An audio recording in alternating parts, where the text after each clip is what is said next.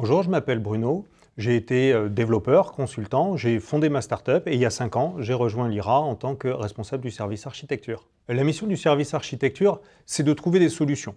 Généralement, les architectes sont dans les équipes de développement parce que ça leur permet de comprendre le problème, de concevoir la solution et puis ensuite de la développer et d'accompagner les équipes sur la mise en production. Alors c'est un travail qui est quand même collectif. On travaille bien sûr avec les développeurs, mais aussi avec les équipes système, infrastructure, exploitation ou outillage, l'équipe industrialisation.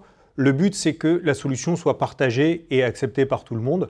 Il faut que les développeurs maîtrisent la technologie qu'on leur propose de mettre en œuvre, tout comme les équipes exploitation qui doivent comprendre comment fonctionne la solution pour pouvoir bien la monitorer. Donc c'est vraiment un travail collectif qu'on essaie de mener et de faire ce lien entre développeurs et équipe technique. Côté techno, on va essayer de trouver la bonne solution pour le bon problème. Côté langage de programmation, on utilise essentiellement Java, mais on peut utiliser JavaScript pour les aspects front-end ou même Python si on a besoin. Sur les bases de données, on va passer de la base de données relationnelle, base de données orientée documents, jusqu'à des bases type Snowflake pour de la business intelligence.